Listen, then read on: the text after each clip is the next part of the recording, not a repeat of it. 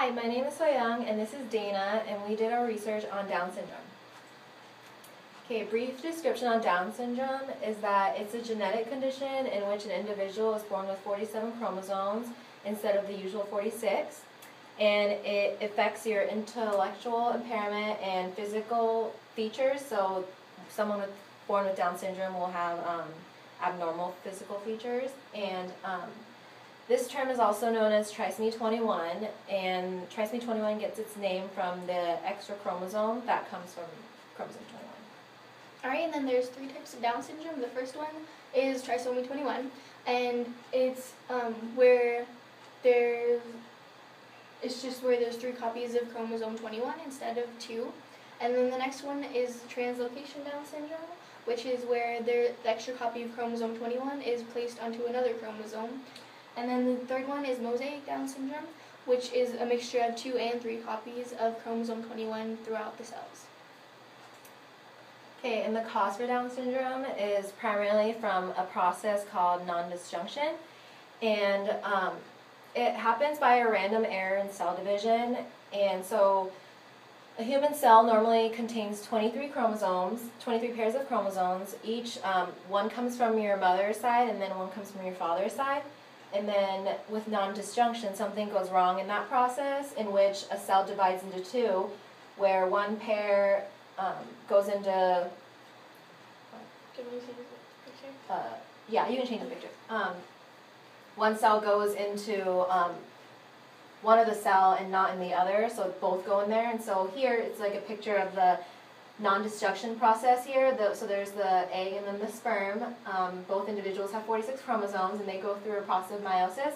And here you can see that it has a normal 23 chromosome that you should have from each your mom and your dad. And then here you can see that something goes wrong, and instead of one pair going into here and one pair going into here, both of them go into this one, so they end up with 24 chromosomes, and then none go into this one.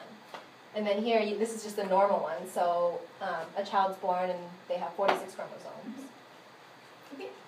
Alright, and then there's different ways to diagnose Down syndrome. We'll first talk about prenatal, which is where the baby is still in the mom. So we could do either a blood test or an ultrasound, and in the blood test, they're going to take it out of the placenta and look for the extra chromosome 21 in the placenta. And if they do an ultrasound, they're just looking for specific changes in the body, like a thickened neck or a gap between their toes. And after birth, they can do a chromosomal karyotype test, which is just a blood test looking for the 23rd or the extra 21st chromosome. Okay, and then people with Down syndrome, typically babies, right after they're born, have significant characteristics. Some of those physical traits include hypotonia, which is reduced muscle tone, so babies will often appear floppy and they kind of can't bear their own weight. They also have a small nose and a flat nasal bridge, and they're typically born with a small mouth and eyes that slant upward and outward. And they have a significant sandal gap between the big toe and the second toe. They have broad hands with short fingers. They also have something called a palmar crease, where they have one line going through your palm. And they are born with below average weight and length at birth.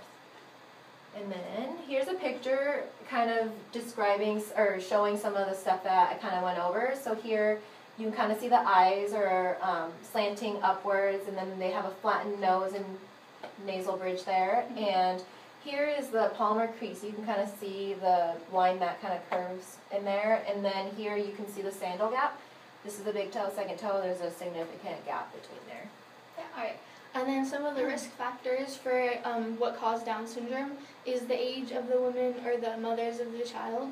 And once the mother reaches about age 35, the risk for Down syndrome increases significantly. And more than 90% of the cases of Down syndrome come from the mother's egg. Then 4% come from the sperm of the father, and then the remaining cases come after fertilization happens inside of the embryo. Some of the statistics that we found was that 1 in every 691 babies are born with Down syndrome in the U.S. And approximately 400,000 Americans have Down syndrome right now, and about 6,000 babies with Down syndrome are born in the U.S. each year. And Down syndrome is actually one of the most common genetic disorders or conditions in the U.S. right now.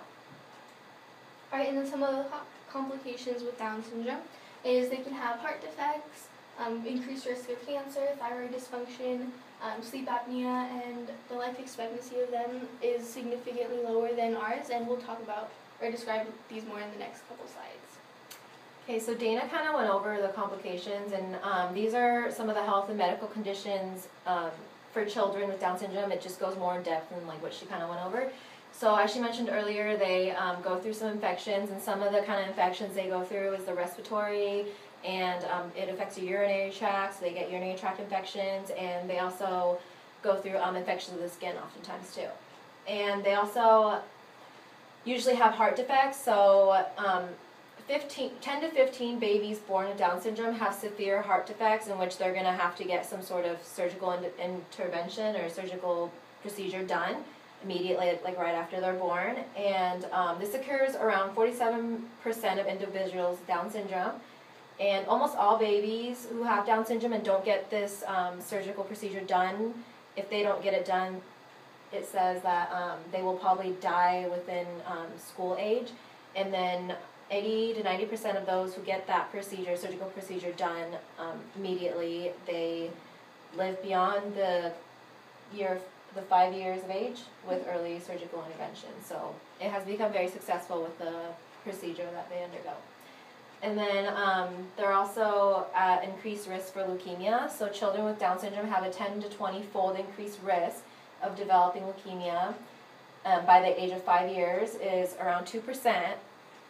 And many children with Down syndrome and acute leukemia can be successfully treated with appropriate treatment.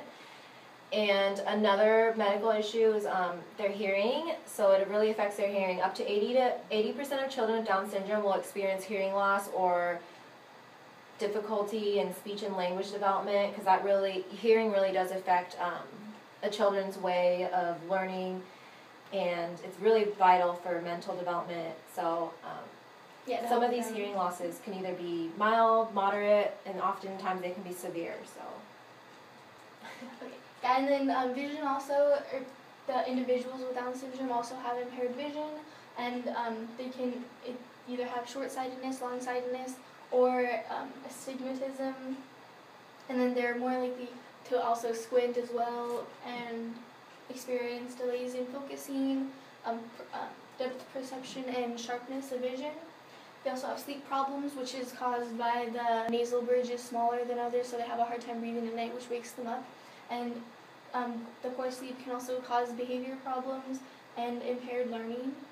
And then they also have some other psychiatric disorders, which like autism, spectrum disorder, and attention deficit disorders is very common among people with Down syndrome.